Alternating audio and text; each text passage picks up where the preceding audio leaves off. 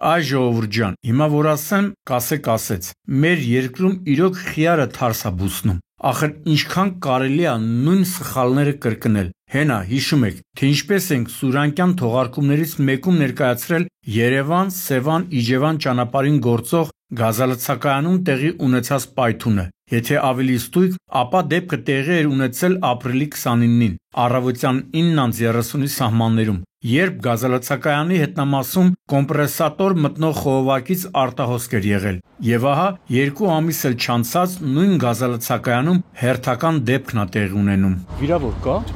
Ինչ լավ, որտեղ կուրկան տեսա։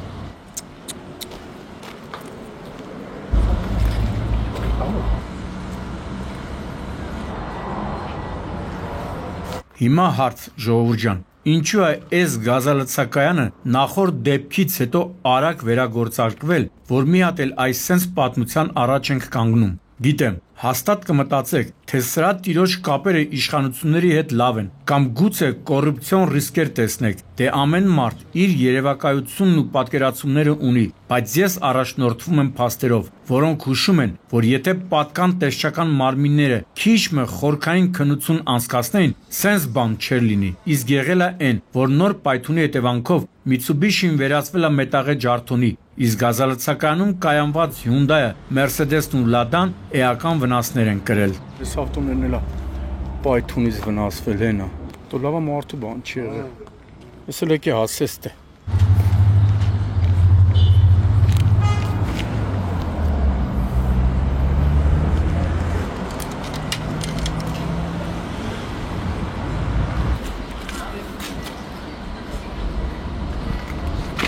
Միայն հրաշքով է, որ գազալցակայանում մեքենան լիցքավորելու ժամանակ հնչած պայթունի հետևանքով մարդ չի տուժել, ու դա շնորհիվ լիցքավորողի, որը այս Mitsubishi-ի վարորդին եւ ուղևորներին հրահանգած է եղել հեռանալ մեքենայի մոտից։ Լավ է գոնե այս հարցում օրենք ու զգուշավորություն են պահել։ Եվս մի նկատառում, այս Սևանի գազա-բենզալցակայաններում հնչած ու հնչող պայթունները վաբշե չեն զարմացնում, որովհետև ստեղ կարծես ավանդույթ է, որպեսի գազաբալոնները չափից ավելի լիցքավորեն, բայց ձեզ ով է ասել, որ դա ճիշտ է, մթում լավություն եք անում, իրականում ողբերգության պատճառ եք դառնում։ Դե հիմա ձեզ տեսնենք տեսչական մարմին, էլի այս գազալցակայանը կար ժամանակ հետո գործելու է, եթե այո, բռնվեք, այդ դեպքում ոչ մեկի չենք խնայելու։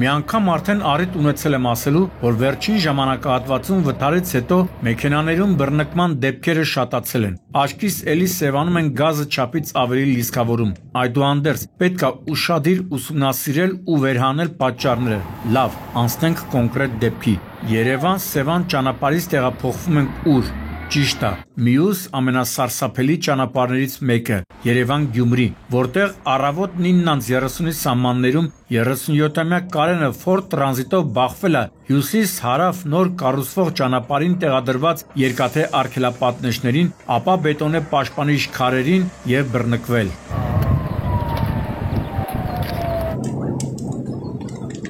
Ոտիկ մի գնացեք, ժողովուրդ հետ եք գալի։ Ժողովուրդ այս կողմ կա։ Հետ եք գալի։ Երբ ականատեսները ասացին, թե ծուխը տեսանելի է եղել մի քանի 100 մետրից, չզարմացա։ Ապրեն աշտարակի երշեշ փրկարարները, որ կարողացել են արագ հասնել դեպքի վայր ու մարել կրակը։ Թեև, ինչպես տեսնում եք, մեքենայից մտառն էլ չի մնացել, բայց բավականին ճարպիկ է եղել 37-ամյա վարորդը։ Կարողացել է արագ կողմնորոշվել ու հարվածից հետո մինչև հրդեհի բռնկումը լքել մեքենան ու պայքարել կրակի տարածման դեմ։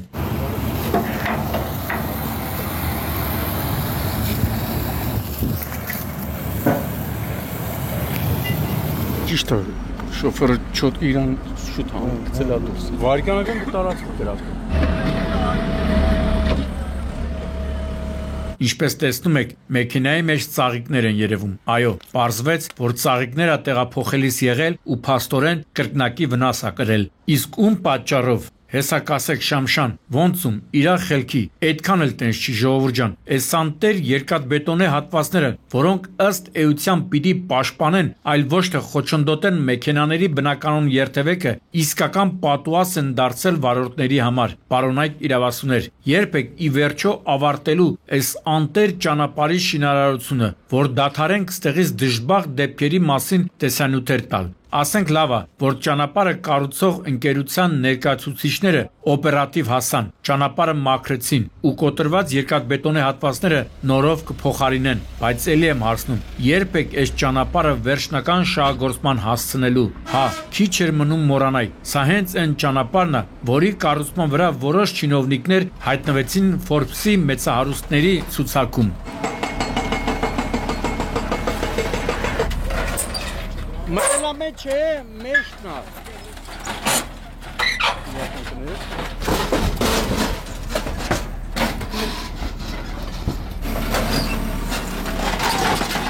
Դու էլ արեցան, կաղա շպրտի։ Մատորն այ գար։ Հիմա տեղափոխվենք Արմավիր Գյումրի ճանապարհին գտնվող Հացիկ գյուղ, բայց ինչ հետաքրքիր անուններ են գյուղերին դրել ժամանակին։ Տեսնես Հացիկ ասելով ինչ են նկատի ունեցել, փոքր հաց, բայց լավ, մտքի թռիչքին զոր չտանք։ Համենայն դեպս Տեսլայի եւ ջիպի վարորդները Հացիկը դեռ երկար կհիշեն։ Տունը շինվածները առավոտ կանուխ մի նենց են իրար ողջագուրվել, որ երկու մեքենաներից էլ մտառն է մնացել, բայց ամեն ինչի մասին հերթականությամբ։ Երկու վիրավոր է։ Մոտորն ուր է։ Հա, էլեկտրական է։ Ասել մեկ էլ ավտոն է, շո օպերացիա։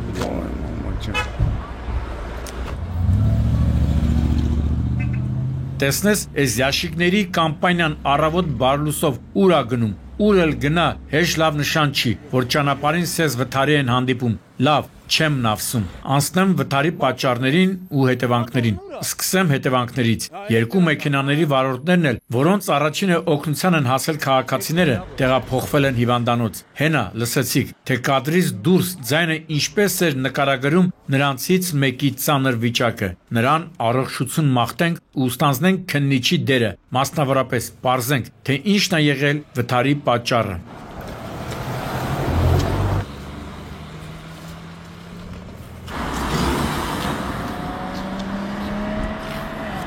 Տարբեր ռակուրսներից ցույց տվեցինք մեքենաները, որպեսզի վնասվածքներից մոտավոր պատկերացնենք վթարի պատճառը։ Այո, մեքենաները ունեցել են ճակատային բախում, ինչը նշանակում է, որ վարորդներից մեկը դուրս է եկել հանդիպակաց երթևեկելի գոտի, իսկ դա նշանակում է, որ ամենայն հավանականությամբ փորձել է վազանց կատարել, առանց համապատասխան տեսադաշտի, այդ ձեր տունը շինվի։ Մի հատ խնդրում եմ, այս մի թիքա ճանապարհին նայեք, առանց այն էլ երկու մեքենայի համար է նախատեսված, այդ ինչ կարգի վստահություն պիտի ունենաս, որ փորձես ստեղ վազանց կատարել։ Իրավապանները կպարզեն ամբողջ եղելությունը, իսկ մենք հերթական անգամ կոչ անենք վարորդներին նման ճանապարհներին ցուցաբերել առավելագույն զգուշավորություն եւ տուրք չտալ ադրենալինին։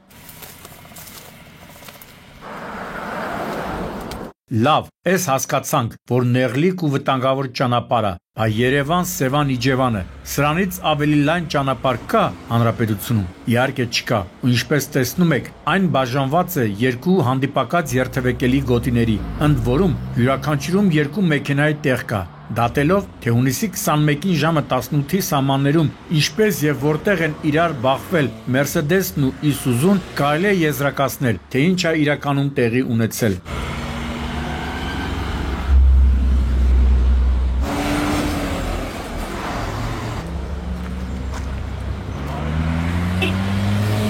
Ինչպես տեսնում եք, երկու մեքենաներն էլ ընթացել են նույն երթևեկելի գոտիով, իսկ դա նշանակում է, որ նրանցից մեկը փորձել է վազանց կատարել, սակայն փորձը փորձանք է դարձել։ Բախման հետևանքով բեռնատարը կողաշրջվել է եւ հայտնվել ճանապարհի երթևեկելի գոտում, իսկ Մերսեդեսը բախվել է երկաթե արգելապատնեշին։ Թե հիմա որ մեքենայի վարորդը չի ցանկացել, որ իրենց վազանց կատարեն, իրավապանները կպարզեն։ Փաստն է, որ երկուսն էլ որոշակի արագություն են ունեցել։ Առանց դրա սենց օրը չես ընկնի։ Առաջացի։ Պարզեցի, որ երկու մեքենաների ղեկին էլ երիտասարդներ են եղել։ Մերսեդեսը վարել է 19-ամյա Մայիսը, իսկ Իսուզուն 26-ամյա Միսակը։ Երկուսն էլ կարելի է ասել Ռադիլսա Վրուբաշկե։ Պատկերացնում եք, երկուսն էլ ընդհանրապես չեն տուժել։ Բարեկներն էլ իհարկե ապշեցին այդ հանգամանքից։ Հետո փորձեցին հասկանալ, թե արդյոք վարորդները սթափ են։ Պարզվեց, որ այո, բայց այդ դեպքում ինչի եք անմիտ բաներ անում։ Տղերք, հարգելի վարորդներ, այդ կողային հայելիները ձևի համար չեն։ Մեկ-մեկ դրանցից օգտվել է պետք, եթե կյանքները թանկ է ձեզ համար։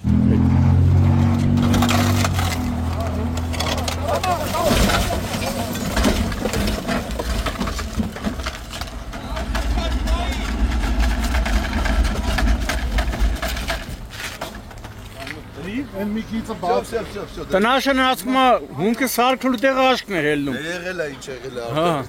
Եթե ձեր աշխատանքները վերջացել է։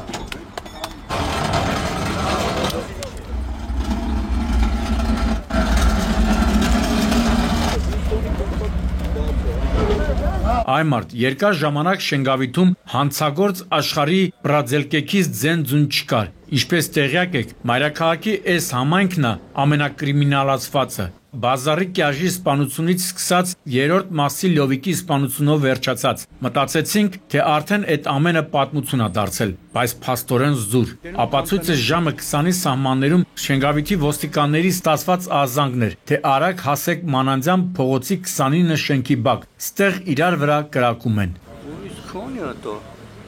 Երկու հատը չկրակված, երկու հատը կրակված։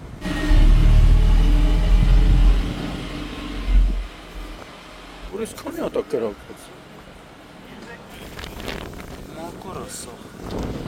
Ինչպես տեսնում եք, ազանգողը բացարձակ չէր չափազանցրել։ Քրեական ու համայնքային ոստիկանները նշված շենքի փողոցային հատվածում հայտնաբերեցին 2 չկրակված պարկուճ, 5 կրակված պարկուճ, առնանման հետքեր։ Կարճ ժամանակ անց պարզում են, որ 2 հոգի հրազենային վնասվածքներով տեղափոխվել են Էրեբունի բժշկական կենտրոն, ու մինչև իրավապահների մի խումբը նրանց կայցելեր, մյուսները օպերատիվ տեղեկություններով պարզում են եղելությունը։ Այսինքն 5-6 հատ ստեղ առնանման հետքերն է։ Պարզվում է, որ ժամը 19:30-ի սահմաններում Կարպիս Ֆոդուլյանը, Գոր Խաչատրյանն ու Ալեքսանյան ազգանունով ինչ-որ մեկը կենցաղային հարցերի շուրջ վիճաբանում են Էդուարդ Ամիրբեկյանի եւ Տիգրան Մարկոսյանի հետ, որի ընթացքում Ամիրբեկյանը հանում է ատրճանակը ու սկսում կրակել։ Ֆոդուլյանը հրազենային վնասվածքներով տեղափոխվում է հիվանդանոց։ Այդ կրակողին ու ընկերոջը մեր տեղեկություններով իրավապահները դեռևս չեն բռնել, բայց որ բռնեք մի 2 ճլոտի էլ մեր կողմից կտակ, որպեսզի հասկանան, որ օրվա պիկ ժամին, պիկ վայրում կրակել չի կարելի։ Ընդհանրապես չի կարելի, բայց պիկ ժամին ու պիկ տեղում մասնավորապես սրանք լրիվ գժվել են։ Ո՞ւս երկուսը կրակված, երկուսը չկրակված։ Էլի գտնվավ, չէ՞։ Ուրա, հա, պատկերնում ես։ 400 արիկներ։ Մի հատ է գտնվավ։ Այո։ Եվ վերջում Երևան-Երասխ ավտոճանապարհին տեղի ունեցած ողբերգության մասին։ Ախր քանի անգամ ենք զգուշացրել տարեց մարդկանց զավակներին, որ իրենց ծնողների նկատմամբ չափազանց ուշադիր լինեն։ Չեն լսում էլի, ասենք ինչ գործ ունի ուշադրություն։ 87-ամյա Լևիկ պապիկը էս տրասի մոտ, որ մի հատ էլ փորձել է ճանապարհը կտրել, Աստված իմ, ասում եմ էս տողերը ու կարծես ինքս ինձ չհավատամ։ Իրոք, ինչպես կարող էր 99 մոտ տղամարդը միայնակ այս արագընթաց ճանապարհը անցներ։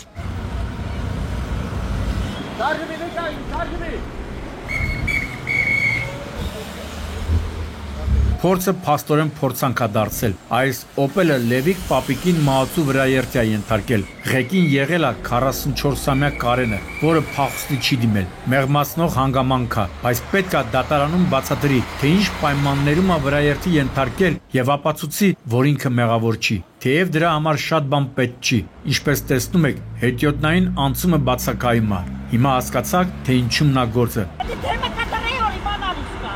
Ժողովուրդ մի ձեր խնդրանքը էտա, որ վերգետնա սարքեն։ Շարժը շատ է, ժողովուրդը գնան, երեխեքը գնում են։ Երեխա ունի, հա։ 50 հատ երեխա կա, 50 հատ։ Օրը, այլ բանկամ շոշես տարբեր։ Այլ հոգնել են չեն կարող անցնել։ Հələ ցերեկով լուսով գոնե տերում ես, բա գիշերը։ Ստիպած ես երեխեքին հանեք լցեք տունը չդառնան անկրակեն։ Պարոնայք իրավասուներ, դեպքի վայրի հարևանության բնակվողները ձեզ 1000 անգամ դիմել են, ասել են, որ մի եկա տրասա, տեղ չկա անցնելու, գոնե բնակավայրին մոտ վերգետնյա անցում կառուցեք։ Իրենք ասել, իրենք լսել են։ Իսկ արդյունքում Լևիկ պապիկը գնաց։ Այդուհանդերձ, եթե տարես ծնողի նկատմամբ ուշադիր եւ հոգատար լինեին, հիմա սենց բան չէր լինի։